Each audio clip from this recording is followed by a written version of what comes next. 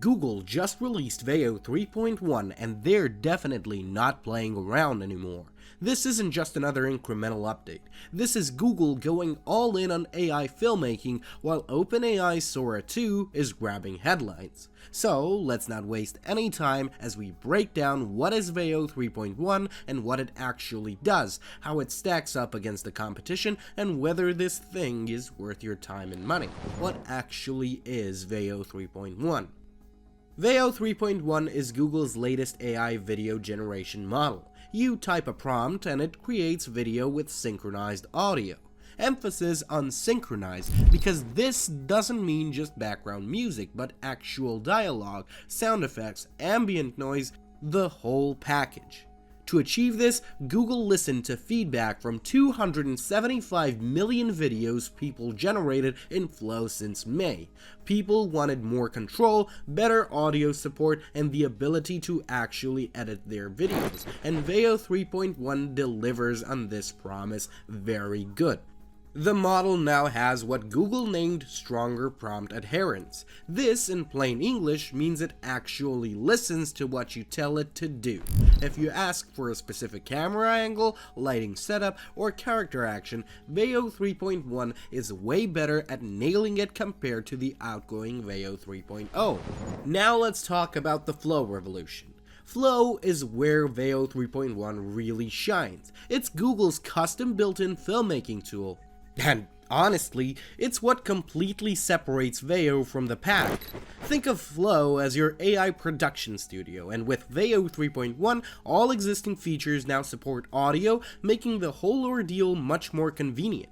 Plus, you also get dozens of other goodies such as the ingredients to video feature and the frames to video tool, the extend function, and they all generate synchronized audio automatically. Here's how these work. Ingredients to video lets you upload multiple reference images. Want your character to look a specific way? Just upload that reference. Looking for a particular visual style? Upload examples. Flow uses these ingredients to create a scene that matches your vision with appropriate audio, and it does it excellently. Next up is frames to video, and it is wild. You give it a starting frame and an ending frame, and Flow generates everything in between. Perfect for transitions, establishing shots, or any time you need a seamless bridge between these two moments. Finally, the extend feature lets you create videos lasting a minute or more by extending based on the final second of your previous clip. Each extension maintains a solid, albeit not great consistency in terms of style, lighting, and narrative flow. And while this doesn't sound that meaningful or impactful, it is a big step forward towards seamless videos. So let's now talk about the Veo 3.1 versus Sora 2 battle. Now, despite everything we've mentioned, Veo has one big issue, and that's the fact that OpenAI Sora 2 dropped right before Veo 3.1, and personally I've tested both extensively, and here's my take. Sora 2 has considerably better stylized content. If you want anime, be it Ghibli style or general anime, or maybe heavily artistic looks, Sora 2 maintains character consistency much better in this case. For dialogue and narration, Sora 2 currently has the edge, albeit Veo doesn't really lag behind. But here's where Veo 3.1 dominates: photorealistic commercial content. Product shots, advertising grade visuals, controlled studio lighting, you name it, and Veo will do it. It just looks more professional. Veo 3.1's editing capabilities are also in a different league. Sora 2 has basic remix tools. Prompt adherence is another Veo 3.1 strength. When I ask for a specific technical detail, such as camera angles, lighting setups, material texture, and so on, Veo 3.1 follows instructions more reliably. However, Veo 3.1 has one major weakness, and that's the fact that it prioritizes coherence over movement speed, which means that if you need fast-paced action sequences, Veo 3.1 can feel sluggish, and that's where Sora 2 comes into play. However, not all is sunshine and rainbows, and there is a price to be paid, and that is, well, the price. So let's talk money, because this matters a lot to the vast majority of people. Veo 3.1 is very expensive.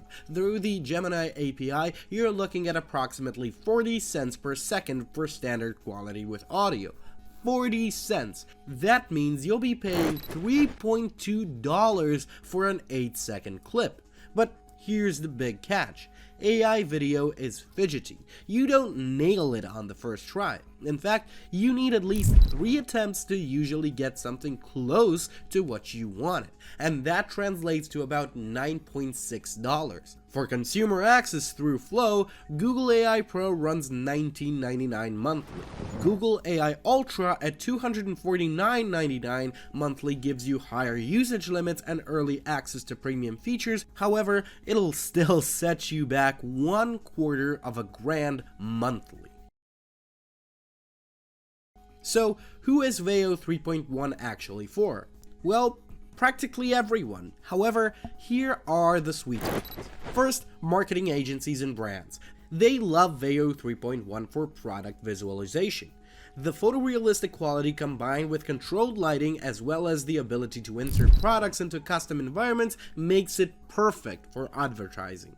Next up is educational content. Creators find value in the explainer video capabilities, and Veo 3.1's editing tools let you build structured lessons with consistent visual elements.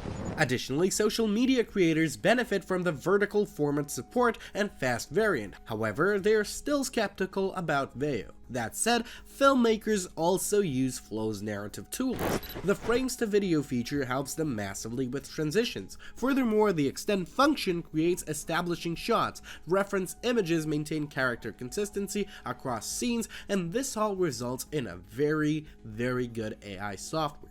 However, there are technical limitations you need to know about. No tool is perfect, and Veo 3.1 is no exception to that rule. Let's first address the elephant in the room, the 8-second native clip length.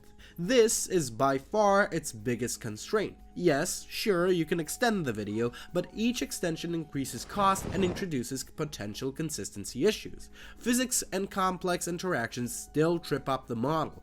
It just can't wrap its head around it, but it's getting better. Also, water refraction, transparent materials, and fast collisions can produce weird and extremely immersion-breaking artifacts. Image to video with reference images is still consistent. Sometimes Veo 3.1 ignores your reference entirely and generates a completely different subject, which is pretty unacceptable. The model simply can't handle every style equally well, and while it excels at photorealism, highly stylized or hand-drawn aesthetics work better, and Sora too. So let's look at the bigger picture. Here's my humble opinion. Google isn't just competing with OpenAI anymore. Oh no, what they're doing is building a complete production ecosystem. Flow, powered by Veo 3.1, isn't trying to replace casual creation tools. It's positioning itself as a professional-grade software that happens to use AI. Personally, I think Google made the right call focusing on workflow completeness instead of pure generation speed. Content creators don't need the output. They need iteration, control, and the ability to match their vision exactly. The integration across Google's ecosystem is also extremely smart. Veo 3.1 in the Gemini app, Flow for filmmakers, API access for developers, and Vertex AI for enterprises. Google's literally covering every use case. So, what's my honest verdict? Well, after a lot of testing, here's what I personally actually think. Veo 3.1 is without a doubt the best option for professional content creation where you need control and production quality. The editing capabilities, format flexibility, and workflow integrations simply justify the higher cost over its competition, easily, but it isn't perfect. For example, for simple casual content, social media, or artistic experimentation, Sora 2's approach is much more accessible and often produces equally good or even better results at lower friction. So, is Sora better? No, it just fits in better in a certain situation, which is why I recommend to simply use both. Sora 2 is good for rapid ideation and stylized content, whereas Veo 3.1 for actually serious production polish and anything that requires precise technical specifications.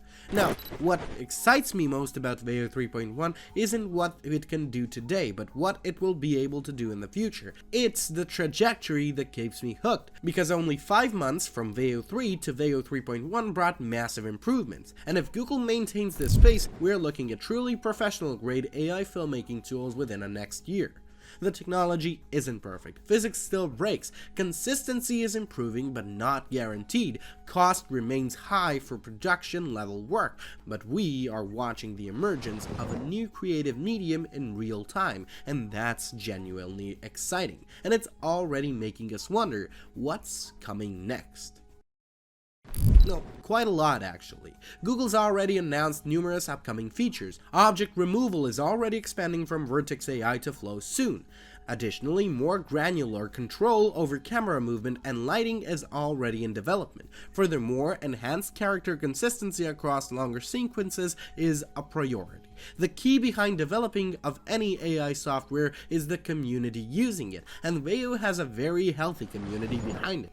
In fact, community feedback loops seem so strong that Google explicitly mentioned listening to over 275 million videos and built features those users requested. That responsiveness could accelerate improvements faster than competition. Veo 3.1 is Google's serious play for the professional AI video market. It's not the cheapest option, it's not the most accessible for casual users, but for anyone creating content where quality control and workflow matter, the most complete tool available right now is Veo hands down. The competition with Sora 2 is definitely healthy. Both models are pushing each other to improve faster. The real winner is who now has legitimate options for AI-assisted video production. Is Veo 3.1 perfect?